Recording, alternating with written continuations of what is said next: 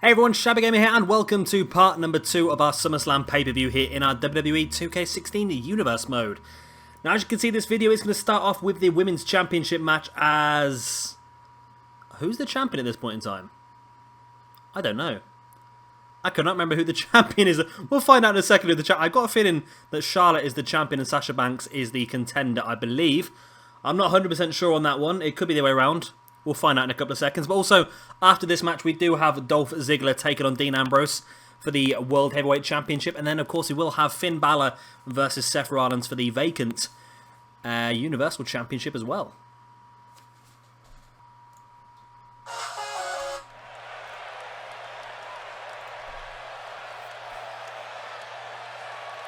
And here we go. We're still in Los Angeles, California for this one. And of course, we do have 3 matches for you on this video. If you've not seen part 1 yet, then there will be a link in the description below. But you go out and check that out. We did have 4 matches on that one. If I can remember off the top of my head now, it was Rusev defending his United States Championship against Sami Zayn. It was, and Sasha Banks is the Women's Champion. Okay, we know now. It was the Club taking on the New Day for the Tag Team Championships. It was The Miz defending his Intercontinental Championship against Apollo Crews. And then it was a no-holds-barred match between Randy Orton and Brock Lesnar, an inter-promotional match. Hopefully 2K have done something in 2K17 about clipping. Because as you can see, that belt is now has Sasha Banks' coat right in the middle of it. That's a bit strange, isn't it, really? But there we go. Of course, in real life, Sasha dropped the championship at SummerSlam. I think it was a little bit of a knee-jerk reaction by WWE. I think they thought her injuries were a little bit worse than what was... what they turned out to be in the end, really. So Sasha did end up dropping the belt. It's a bit of a shame, though, because I'm a real big fan of Sasha, and she does have an opportunity at Clash of Champions in a few weeks' time to regain that Women's Championship from Charlotte, and it wouldn't surprise me if that is what happens. Maybe with Bayley at ringside to try and get rid of the Dana Brooke element to the match. Or maybe Dana Brooke herself is ready for a face turn against Charlotte, potentially. That could be interesting as well. Of course, these 2 women are both officially on the 2K17 roster, which is going to be fantastic for me. It's going to mean they're going to look a lot better, but I don't think they look too badly, actually. Too badly? I don't think they look too bad, actually. They're both pretty much look close to what they should do, but obviously having the real people that have been officially scanned and having the correct movesets on there is going to be a great one as well.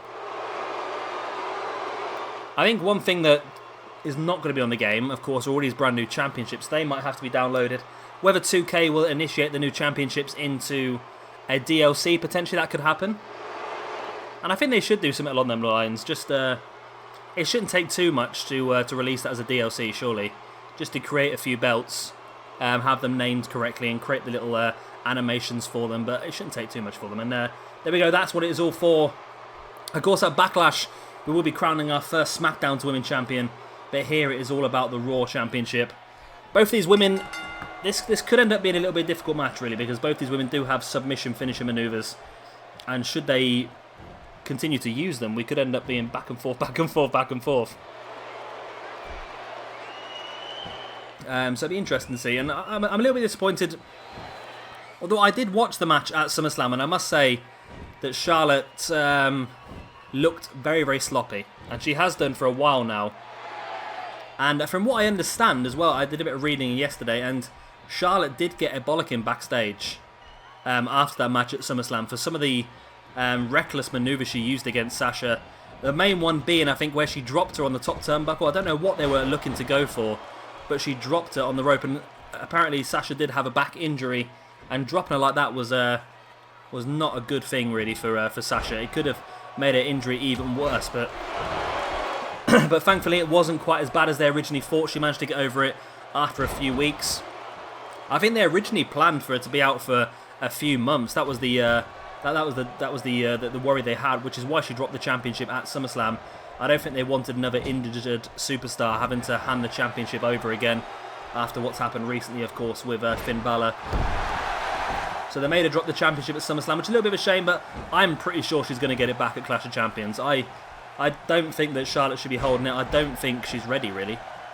I think the only reason that Charlotte was the first one to get given the opportunity was because of her family lineage. If it wasn't for her being the son of Ric Flair, I don't think she would have got the opportunity as quick. For me, I think that both Becky Lynch and Sasha Banks are quite a way ahead of Charlotte. Charlotte's good, don't get me wrong. She's probably one of the best heel females they have there. But for me, she's just a bit too sloppy still in the ring. And she's not been wrestling for that long. Really, she's not like a Sasha Banks who's been wrestling for a long time on the indie scene before moving to WWE. She literally came into WWE to become a wrestler and following her father's footsteps, and she's still got a lot to learn, and that's probably why she's making these sloppy mistakes. And hopefully she can start to remove those from her matches, and she might be a little bit better then. Because if you watch Botchamania, as I think a lot of wrestling fans do, if you don't know what Botchamania is, then definitely search for it on YouTube. Basically, Botchamania is a compilation video of things that have been done wrong in the wrestling industry that sort of time. So it'll be dodgy moves, it'll be miswording on a promo, or talking too loud in the ring so people know what you're going to do, and stuff like that. They're quite funny little videos to watch, actually, especially if you've watched Raw and SmackDown already. You'll start to watch things like that again, and you'll start to realise some of the issues that went wrong. I think I just swallowed the fly. So I've been doing a lot of tidy up work at my work, and it's a very dirty place to work, and I've swallowed so much dust today. I'm just coughing my guts up all evening, so hopefully I can get through this without too much. I can feel my voice going the further I go on with this, but hopefully it's not going to cause us too much problems. So now Charlotte tripping Sasha and now dropping the knees across the inside the knee of Sasha Banks. That's a clever move, especially when you look to utilise the figure 8 leg lock later on, which of course is not in the game as of yet, but it is already on 2K17. I've seen little highlights of a Charlotte versus Sasha Banks match, which looks pretty good. Because it's not just it's not just obviously the created wrestler and having the model, which is a big improvement. The moveset is a big improvement as well, but a lot of it is just the general in-ring persona.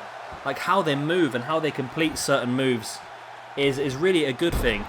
And that's one of the main reasons why I'm looking forward to this new game coming out, especially Shinsuke Nakamura. Come on. Who is not hyped to see Shinsuke Nakamura on WWE 2K17? That is...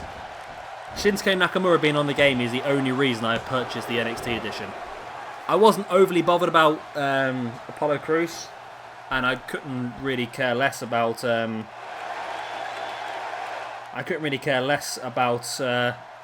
Nia Jax on the game, but Shinsuke Nakamura, as soon as I saw that name, I knew I had to have that game. I had to have the NXT version of the game. And of course you do get extra things as well. You get, when the UK, you get a piece of the apron from NXT TakeOver London. You get a Finn Balor statuette as well. And you get some other box art and things like that. But I'm really looking forward to that. And just having these ladies on the game from the beginning, as well as, of course, a much bigger female roster with Carmella, Alexa Bliss, Bayley, Becky Lynch, and Asuka as well. There's going to be so many more ladies on the game, and it's going to really improve our female division on both Raw, SmackDown, and, of course, NXT as well. Of course, at the moment, the only female on NXT that's been released on the roster is going to be Asuka, so we're going to have to download a whole new women's division for NXT, which is essentially what WWE have done recently. They brought in Ember Moon, and the rest of the women's division they've got is not strong. Well, that's a great spear by Charlotte out of nowhere. Drops into the pin. Can she regain her championship here? No, Sasha does kick out.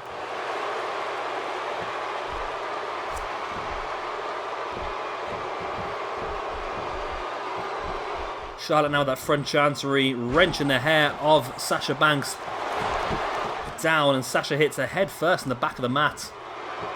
See, I'm doing Botchamania now. I can't even talk the right words anymore. Charlotte now sending Sasha off these close ropes. Brings her up. Oh my word! Oh my word! That was incredible. Launched her up into the air and speared her mid-air, but still, Sasha manages to kick out. That was incredible. That really, really was. Charlotte now just stamping on the stomach of Sasha Banks, and Charlotte is in full control of this match at the moment. Those two massive spears in quick succession have really put her in control. Can Sasha fight her way out of this one, or is Charlotte going to regain her women's championship? Charlotte sending Sasha into the corner. What does she have planned here? Oh, Sasha reverses. Sasha going up top. Lucha Libre style arm drag. And now Sasha's back up on her feet and stalking the grounded Charlotte. Please go for a backstabber and not a bank statement. She locks in the submission hold. Submission hold locked in. Is it going to be enough? We've seen people tap out. It's been incredibly rare, but we have seen people tap out. Tap out? See, I can't talk at the moment. I don't know what it is. Charlotte smashing the back of Charlotte's... Oh, God. What am I doing? What am I doing here? Charlotte smashing the back of Sasha Banks' head into the mat. Takes her up into a backdrop now as well. And flipping back up onto her feet, showing her athleticism. Of course, Charlotte was a gymnast before taking up wrestling. A couple of big clotheslines and a power slam as well there by Charlotte. Again, bringing Sasha back up to her feet. And again, another spear. And surely that is going to be game, set, match here. And it is. We have a brand new women's champion here for Raw. It's going to be Charlotte. The fans are not overly impressed by it. But in fairness, Charlotte has pulled off a pretty damn good appearance here. She's really shown dominance here against Sasha Banks as well.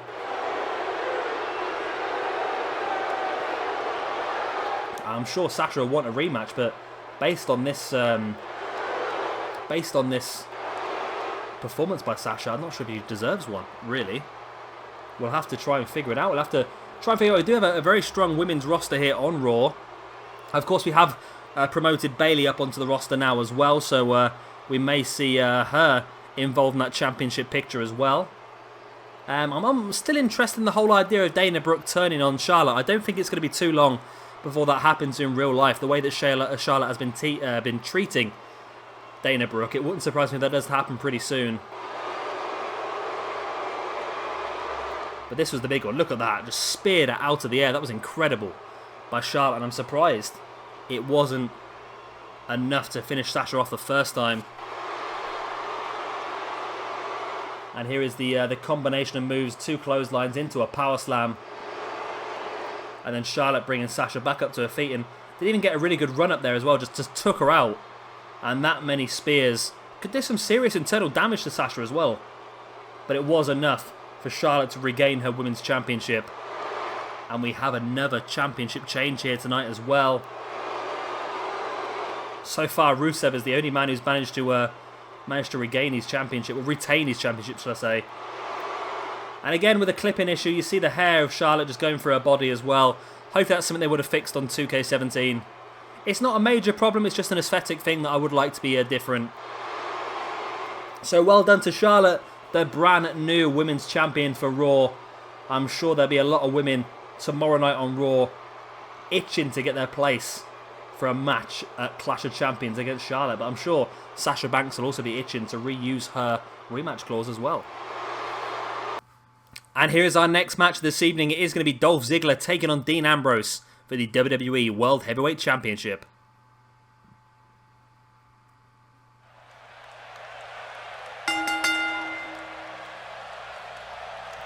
The following match is scheduled for one fall, and it is for the WWE World Heavyweight Championship. Introducing first, the challenger. A man who I was surprised got the opportunity actually at SummerSlam to take on Dean Ambrose. It wasn't the best match in the world. It wasn't the best match in the world, but I was just surprised. I was convinced it was going to be someone like a Bray Wyatt or someone like that. But yeah, it was just a bit of a surprise for me. I was happy about it, don't get me wrong. I was really happy that the Ziggler did get the opportunity, but it just came out of left field, really. Really came out of left field, and I think it may have been to keep the fans happy with the whole roster split. I think the SmackDown writers, because they're separate writers now, I think they knew they needed to do something to try and upstage Raw, and of course Raw had booked Finn Balor versus Seth Rollins, so SmackDown had to do something to try and keep the fans on their side, and by putting Dolph Ziggler in the main event, that could have been what they were trying to do.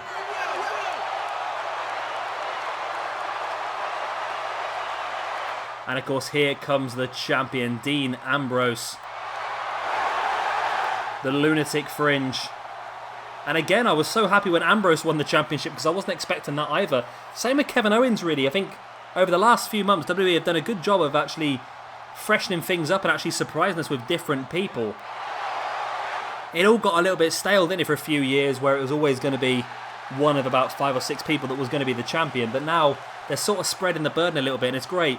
That's one of the main reasons for having 2 rosters as well, as it means that now Dean Ambrose is the champion of one brand, Kevin Owens is the champion of the other brand. Both guys are getting a chance to lead their show.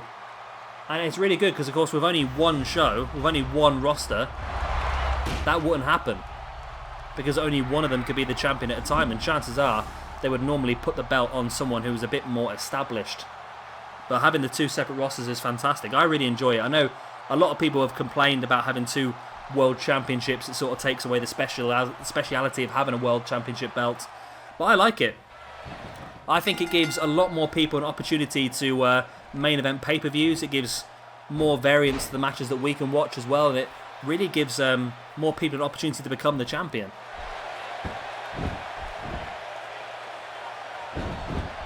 Dean Ambrose now initiating some chain wrestling here with Ziggler, but Ziggler, of course, is a former collegiate wrestling champion, so he's no stranger to mat-based wrestling. He does have more of a high-flying, high-octane style, Dolph Ziggler, but he can work on the mat with the best of them. Well, of course, one thing, if you are a big WWE fan but you don't really know much about the indie scene, then please check out the PWG YouTube page. A couple of days ago, they had their Battle of Los Angeles pay-per-view, which is a yearly thing they do. It was incredible. It really was. Basically, it's I think there was 16-man knockout tournament over 3 days. Some of the best wrestlers in the world. They have Chris Hero, Kyle O'Reilly, Adam Cole, the Young Bucks, Zack Sabre Jr., Marty Scurll, Will Ospreay, who won the Best of the Super Juniors over in New Japan. Jushin Thunder Liger was there as well. Just really incredible. And over on the PWG page, they do previews of the individual pay-per-views. And just going over there and watching some of the spots from those shows, you just see how incredible the night was. And really, if you don't know about PWG yet, then you really need to get involved, because really they are, in my opinion, they are the top for in-ring performances. And of course, as always for PWG events, Mr. William Regal was backstage. He likes to do a little bit of scouting, and he was backstage, so you can expect to see a few of the guys from that tournament over in WWE soon. Well, there is definitely going to be some guys, because at the end of the show, Cedric Alexander, obviously you've seen on the Cruiserweight Classic, Tommy End, one of my favourite wrestlers, and who was the other one? Tommaso Ciampa. They were all in the tournament. They all said goodbye at the end of the show. It was their last indie date with Pro Wrestling Guerrilla before they join up with the WWE. So keep an eye out for them soon. Well, I've already seen Tommaso Ciampa, of course, haven't you? Cedric Alexander is coming to Raw as part of the Cruiserweight division. And of course, Tommy End will probably come out and work NXT for a bit, but Tommy End is incredible. If you've not seen Tommy End before as well, he's an absolute beast. He's a kickboxer as well, I think, and he knows some other fighting styles that I'm unaware of, but his kicks are just incredible, so stiff. Dean Ambrose now with the pin. 1, 2, only a 2 count. Good, it'll over the top overcastle there by Dean Ambrose. Ambrose now goes up top. There's the knee drop across the shoulder of Dolph Ziggler as well. Ambrose bringing Ziggler back up to his feet. Ziggler catches him with that jawbreaker. Could we have another new champion here this evening? That'd be interesting. Really would for SmackDown. We've already seen a brand new Intercontinental champion earlier. And of course, we know we're going to have a brand new Women's champion and a brand new Tag Team champion in a couple of weeks' time when we have our Backlash pay-per-view here for SmackDown. Which is actually tonight. Yeah, Backlash is tonight, isn't it? The real life Backlash is tonight, so I'm sure you're all looking forward to that. Ambrose now rolling Ziggler over, now looking to lock in an Indian Deathlock. Very painful looking submission hold Ambrose leaves that one arm free, so of course Ziggler can tap out. But it's not to be the case in this situation. Ambrose now drops into the pin. Thinks he's done enough damage. Has he sucked the life out of Dolph Ziggler? Oh, it was close. It was very, very close. There can't be much more left for Ambrose to do to finish this one off. Oh, a drop kick to the knee of Ziggler. If he can lock in a Dirty Deeds, which he does right now, this could be the end of the match for Dolph Ziggler. Ambrose drops into the pin. 1, 2, and no. It's only a 2 count. Ziggler kicks out. I don't know how he did that. He only just kicked out of the last one. And he manages to kick out of this as well. Ziggler now, that front chancery, bringing Ambrose into the middle of the ring. Russian leg sweep.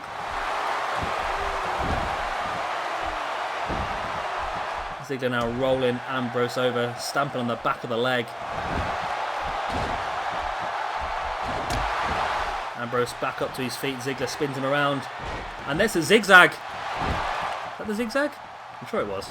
Dropping into the pin. We could have a brand new champion.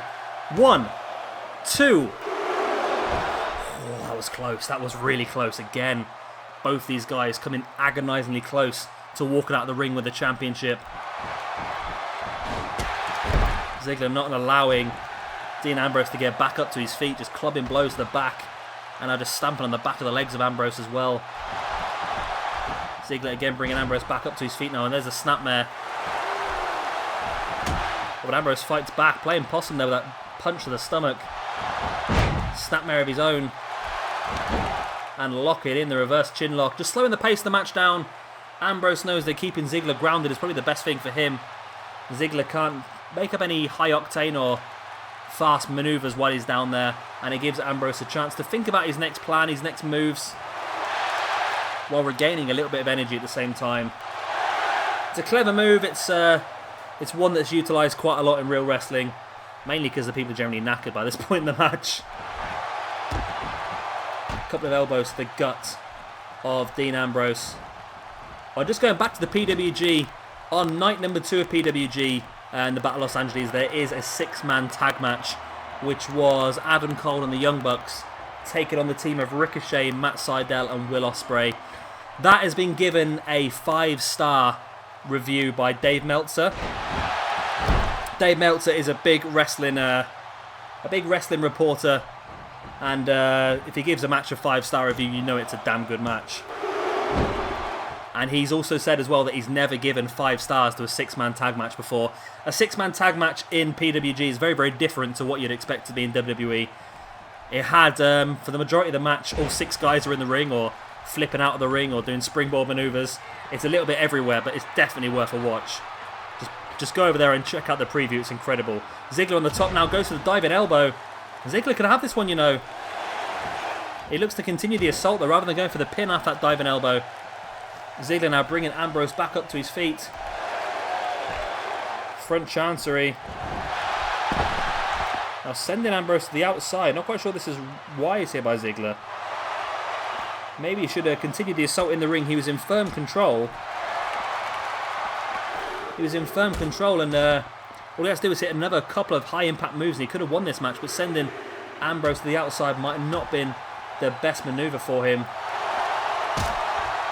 Ziggler now locking on that front guillotine sleeper hold. But of course he can't win this by counter. He needs to get Ambrose back in the ring, ideally.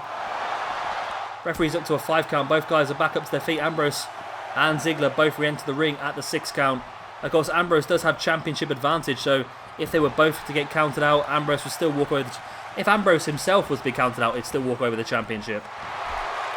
Ambrose now spiked DDT on Dolph Ziggler. Of course, Ziggler has struggled in the past with concussion issues. Ziggler once again being locked into this Indian Deathlock style submission as well, hooking the chin and wrenching the arm back as well. Ambrose dropping into the pin now. Has he done enough damage? He has. Oh, referee, come off it. Come off it, referee. Your hand hit the mat 3 times there, quite clearly. I think something dodgy is going on here, you know. That was clear to me that his hand hit the mat 3 times. I don't care what anyone says. I even heard it hit the mat 3 times. But it's not phasing Ambrose. He's continuing his assault. Big knee to the face of Ziggler. Once again, I said that Ziggler's had issues in the past with concussions, and taking a big knee to the face like that is not going to be a great situation for him. Ambrose drops into the pin, and again, it's only enough for a 2 count. What is it going to take for one of these two guys to get a hold of that championship? And maybe one more dirty deeds, maybe one more zigzag. Ambrose now with the neck breaker on Dolph Ziggler. And now Ambrose, what's he lined up for here? Oh, big knee to the head. I've not seen Ambrose use that one for a long time, but it might just be enough. Delving deep into his moveset, and it's still not enough. Ambrose cannot believe it. I think he should have won the match already, to tell the truth. I'm sure the referee had already counted for a 3. Ziggler now with the snapmare. Now locking in that reverse chin lock. Again, now Ziggler just gets an opportunity to slow the match down and regain a little bit of energy while trying to drain it from Ambrose by cutting off the blood flow to the head. It can make you very, very hazy, that's manoeuvre. I'm sure everyone's had that friend that's dropped him into a sleeper hold at one point in their lives. Ambrose now sending Ziggler into the corner. Just raking his elbow across the face of Ziggler. And again as well. Very, very painful move. And I think I've said before, I'm sure I've said before, the reason why Ambrose has to wear a vest in the ring. I'm sure I've wrote the story before. Ambrose was a former deathmatch wrestler down at Combat Zone Wrestling, and deathmatch wrestling, if you've not seen it, is brutal, absolutely brutal. And the reason that the reason that Dean Ambrose has to wear a vest is because his back is covered in scars from barbed wire, light tubes, anything you can think of. So that is why. And I remember when Ziggler, formerly John Moxley of the indie scene, signed up for WWE, he put on Twitter on his first day, "It's so embarrassing going to WWE and having to explain barbed wire scars to the doctors." And that's why he has to wear a vest, because the WWE did not want the fans to see the scars on his body. Ambrose now dropping the double elbows across the chest of Dolph Ziggler. And what is it going to take for one of these two guys to finally give up? So much resilience being shown in this match is incredible. Ambrose now taking Ziggler down into that reverse chin lock once again. Trying to suck the life out of Ziggler this time, shall I say. But Ziggler looking to make his way back up to his feet. A couple of elbows to the gut of Dean Ambrose. Ziggler with a snapmare. And there's the overcastle. Ziggler now dropping an elbow. And another one. And a third. And a fourth. And a fifth. Ziggler raining down the elbows. 9. And the big 10th elbow. Ziggler dropping into the pin. Has that continual amount of strikes done it for... Oh, God, it was close. It was so close once again. Both guys slowly back up to their feet. Ziggler now locking in the sleeper hold. Ziggler locking in that sleeper hold. Just draining the life out the body of Dean Ambrose. This could be enough to win it for Ziggler. Well, maybe not, as Ambrose rolls through and takes Ziggler down. Ziggler back up to his feet though. Big complete shot. Rolls Ambrose over into the pin. Is this going to be enough? 1, 2. It's still only a 2 count. Oh, this life is crazy. What is going on? Again, both guys just about back up to their feet. Ziggler throwing Ambrose into the corner. Spins him round. What's he got planned?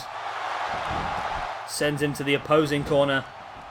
Follows it up with that big splash. And a drop kick to nobody. I think he might have been trying to drop kick him as he was on his way down and completely missed him, Ziggler. That'll go on Botchamania, that will. Ziggler now stamping on the back of the arm of Dean Ambrose. Big DDT as well. Ziggler now bringing Ambrose slowly back up to his feet. Ambrose playing possum. There's the uppercut. And he hooks it in. Can he hit it? He does. Dirty deeds out of nowhere by Ambrose. And that's going to be enough, surely, for him to retain his championship. 1, 2, and it is. Dean Ambrose defeats Dolph Ziggler after what was a cracking match here for the WWE World Heavyweight Championship. What a match. Both these guys showed incredible resilience, incredible ability as well. But finally, it was Dean Ambrose that was able to finish Dolph Ziggler off. As we look just at a few of the highlights, there was a neck breaker earlier on by Ambrose, but that was only enough to warrant a 2 count. This was one of the few Indian deathlocks that Dean Ambrose locked in. But again, it was just not quite enough to finish Ziggler off. Try for the pin straight after as well, and again, it was only enough for the 2 count. So this is going to be interesting now then, isn't it? Because we only have 2 weeks worth of SmackDown to crown our new #1 contender going into Backlash. So that's going to be interesting who we go for. I think probably what we'll do on this week's SmackDown is have some sort of #1 contendership match. Maybe a fatal 4-way, utilising some of the bigger names on the roster. It's a possibility. Or maybe we can pick 2 people and go for it. Maybe an AJ Styles versus Bray Wyatt maybe. Or we've already done it, haven't we? We've already done it. What am I talking about? We've already done it. Bray Wyatt's already the #1 contender. What am I talking about? We did that on last week's SmackDown. We did Bray Wyatt versus AJ Styles and Wyatt picked up the victory. So Wyatt is the #1 contender for the championship at Backlash. So we are going to see Dean Ambrose versus Bray Wyatt 2 weeks' time at Backlash for the WWE World Heavyweight Championship. Ambrose incredibly happy, and as he should be, another successful championship defense for him. And here is our final match of the evening. It is going to be Finn Balor taking on Seth Rollins for the Universal Championship.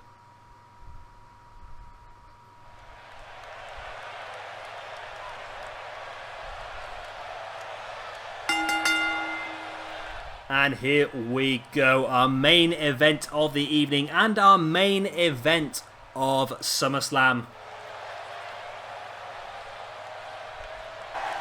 Of course it is for the brand new WWE Universal Championship. The belt that sounds incredibly stupid and the belt that looks incredibly stupid is up for grabs in this match.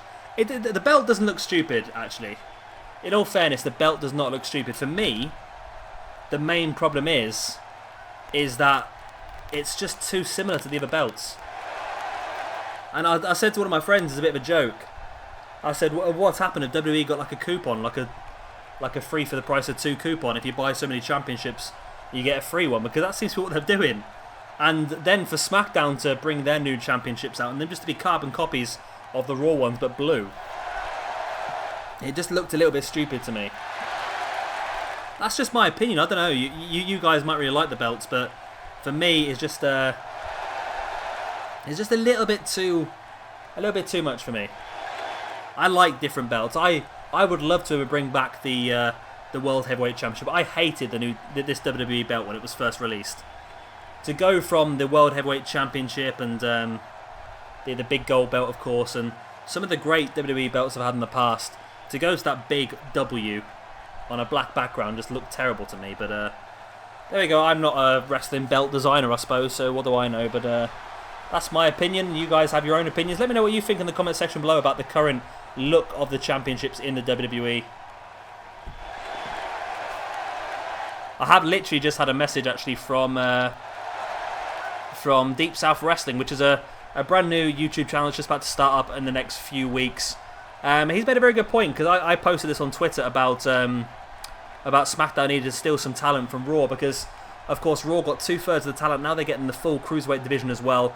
I put that on Twitter, and Deep South Wrestling has replied saying that bringing back the European Championship onto SmackDown could be a good idea, and that would be a good idea actually. I quite like that idea, and they could bring in a few new talents to build that roster up. Maybe a few European talents, maybe a few of the guys we saw in the Cruiserweight tournament as well. Maybe the likes of Fabian Eichner and some of the other people that were not from that were from Europe. I can't remember. But then you've got other people as well. There's people that really could boost that that European division up. I think they need to get a few more mid-card guys, and if they did that, they would have some relevance for them having that lower mid-card championship as the European Championship. I think that'd be a really good idea. So yeah, that's of course Deep South Wrestling. Keep an eye out for them. They will be starting their own Universe mode coming up pretty soon. That is of course long-time subscriber Jay Freeman. Looking forward to seeing what he can do on his own.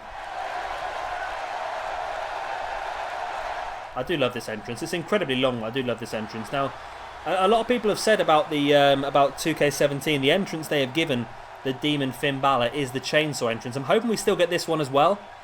I'm hoping we get the choice of standard Finn Balor without the paint, this Demon entrance, and then the chainsaw entrance. I think the chainsaw entrance is just the championship entrance, I believe. But the thing is with the chainsaw entrance is it was designed specifically for that one event. It was designed for his Finn the Ripper character, obviously going back to London. That made sense. So having it at different events might not. But there we go. I can't believe just how hyped I was to watch this match at SummerSlam. This was the only reason I really wanted to watch SummerSlam. I managed to avoid the results all day. And to come back and watch this match. And I was a little bit disappointed with the way the match panned out. And I'm assuming that's because of Finn's injury. I'm assuming he couldn't do as much as what was originally planned. But he did still win the championship, which is fantastic. Then obviously relinquishing the championship after 24 hours. And Kevin Owens, of course, winning the championship. I did see someone on Twitter the other day, actually. It was made me laugh. It was, what was it? Kevin Owens is now the longest ever reigning Universal Champion in history. Which is true. But at 10 days, I think it was a little bit over the top, really, wasn't it?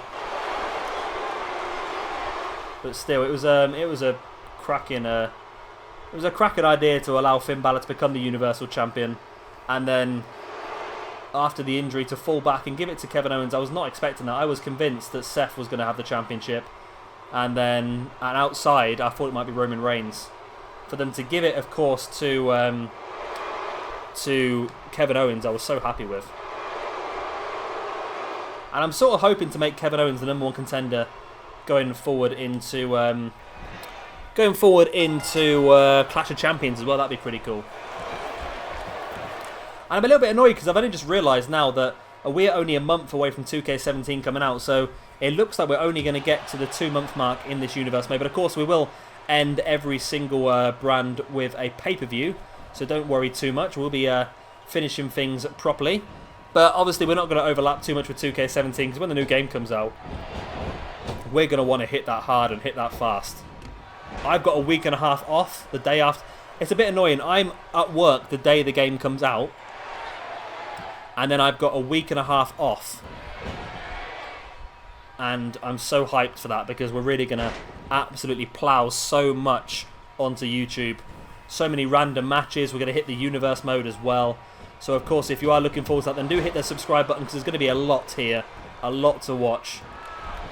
I promise you that right now. And of course, it's not going to be long before I start asking for your random match selections once again. Of course, on release day, we're going to hit a lot of random matches. I want to try and focus on the people that are new onto the game to start things off with. But of course, we will go for absolutely anything. So of course, probably won't be now for probably a few weeks' time, probably about a week before release date. I'll maybe upload a quick video asking for your random match suggestions. And then we'll hit that up straight away. I'm looking forward to that. I'm thinking my first match on 2K17 though. I'm going to go for one for myself to start off things. And I think it's going to have to be Shinsuke Nakamura versus AJ Styles. I'm sorry, but that's just the way I'm thinking. Two brand new people on the game. Two guys that had an absolutely incredible match at Wrestle Kingdom in January before both moving to the WWE. That's going to be incredible. I'm so hyped for that. Now, the situation with the Universal Championship, where no one's quite sure how long Finn is going to be out for yet. He has had to have surgery on his shoulder, and there's some pretty gruesome pictures online of him with his surgery scar in hospital. Rumour has it could be anywhere between 3 to 6 months. I'm hoping it's going to be 3 months, of course. I think everyone's hoping it's going to be 3 months. But what I would love to see is I would love to see Kevin Owens hold on to the championship now until WrestleMania. I know that's a long, long time. If he held it till WrestleMania, Finn Balor came back at the Rumble and won the Rumble and went off to face off against Kevin Owens at WrestleMania for the belt, I think that would be incredible. I think that really, really would.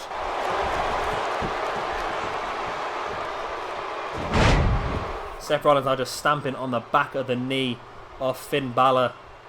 Of course, Finn was injured at SummerSlam when he took the powerbomb to the barricade on the outside. He stuck his arm out and injured himself. As I've said in previous videos, I'm not sure whose fault that would be. Some people have been blaming Seth because obviously Seth, the same maneuver finished Sting's career as well.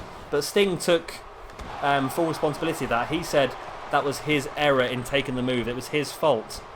I don't know. I don't know if anyone here has had wrestling experience in the past, so let me know if you have. But, it could be all, no, it's not. Yeah, if anyone has had any wrestling experience in the past, you know whose fault that was. Was that Finn Balor's fault for sticking his arm out? Because he probably should have stuck his arm out. Or was the move by Seth Rollins a bit too dangerous? I don't honestly know. I'm a big wrestling fan, but I don't know the ins and outs on how to do some of the maneuvers. So, it'd be nice to know if there is anyone out there that does have any experience in that. I honestly think it may have been Finn's fault. I think if Finn had just not stuck his arm out, he would have been absolutely fine. But sticking his arm out caused a problem. Finn's now up on the top rope. I think he was looking for a coup de grace. You see everyone with their phones out trying to take a picture, but Seth managed to roll out the way.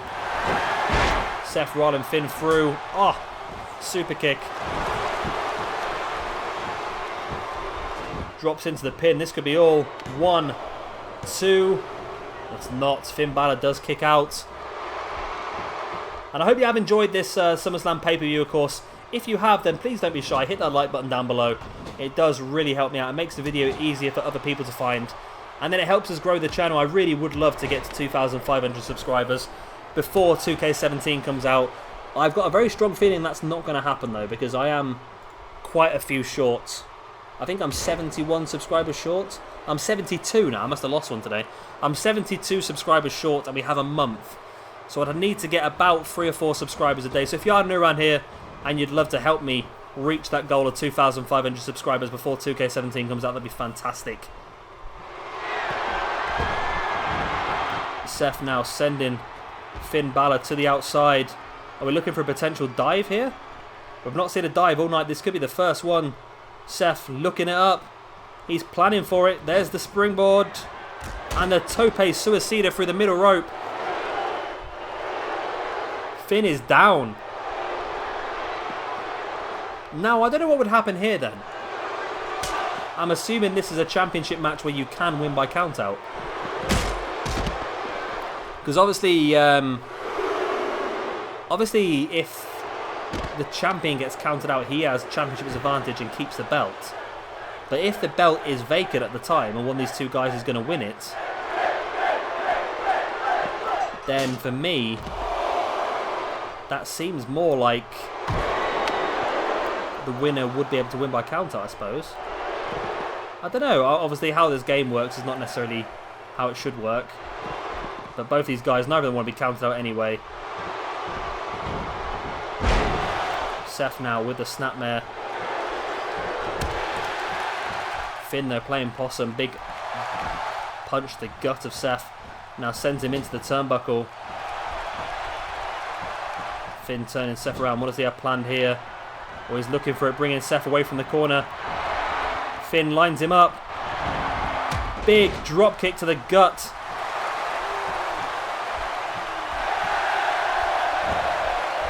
But Seth back up to his feet and... Oh, not for too long though, as Finn takes him up into almost a Razor's Edge style move, but Seth slides free into a neckbreaker. Great back and forth by these two guys. Obviously, both scouted each other fantastically well. There's the pin. It's only enough for the 2 count. Both guys back up to their feet now. Seth with that forearm. Balor looks a little bit shaken after that now. Seth, oh, taking Balor down face first into the mat. Back up to his feet. Rolls him through. We've already seen this once tonight. Super kick to the face.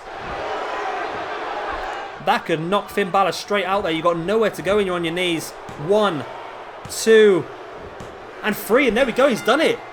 Seth Rollins has done it with that super kick to the kneeling Finn Balor. The fans are not overly impressed. I think they were all hyped up for Finn Balor to win this one. But it is Seth Rollins who walks away with the Universal Championship. Now, of course, we might have to look to turn Seth's face ourselves, because I think that's what WWE are doing with him now. And I'm so happy about that. I was waiting for that to happen for so long. I was hoping for the double turn. I was hoping for the Seth to face, the Roman to heel turn, because that would have made a lot more sense to me. But Seth to go face now and face off against the heel Kevin Owens. Still looks like it's going to work pretty well. I'm happy with that as well. It's just all down to what they're going to do with Roman Reigns, because at the moment, I think he's a little bit lost. Nobody really wants him. And that's the brutal truth, I think, with Roman Reigns. He was put in this dodgy feud with Rusev, which they didn't even have a match out of it, and now they both seem to have gone their separate ways. Whether that's going to reinitiate now that Roman can't get the championship, maybe he's going to go back for Rusev, it's a possibility. But they need to find something for Reigns to do. I think Reigns going heel and facing off against someone like Seth Rollins or someone on them sort of lines would be the best thing. Because Roman is just not over as a face. If he goes as a heel, he'll probably get over as a heel. That's the problem. He'll probably do really, really well. And there was the super kick to the face. And Seth Rollins is your brand new and first ever Universal Champion here in the WWE 2K16 Universe mode. So we have differentiated quite a bit from WWE in this first pay-per-view. Of course, Rusev kept his United States Championship at SummerSlam. He has done here. The club actually defeated the New Day here, whereas the New Day won that in real life. Apollo Crews won the Intercontinental Championship, whereas the Miz kept that in real life. Brock Lesnar won the interpromotional match as he did in real life and here as well. Charlotte got the Women's Championship back as she did in real life. Dean Ambrose kept the championship as he did in real life. So actually it's been very much the same as what happened in real life. And of course this is the different one. Seth Rollins defeating Finn Balor here. In what has been a very good pay-per-view here. I'm really happy with this one. I'm hoping you guys are as well. Of course, if you are, then please do hit that like button and let me know. It does help me out. And of course, if you are new around here and you've enjoyed what you've seen, then please do hit that subscribe button as well. As I've already announced in part number 1 of this video, tomorrow night's Monday Night Raw will see the introduction of the Cruiserweights. I've got a few more than what has been announced officially. I brought a few extras in from the Cruiserweight division, and they will also be working on NXT as well, as is going to happen in real life. So that is the end of this video. As always, hope you enjoyed it. I've been Shabby Gamer, thank you very much for watching, and I'll see you tomorrow for the introduction of the Cruiserweights onto Monday Night Raw.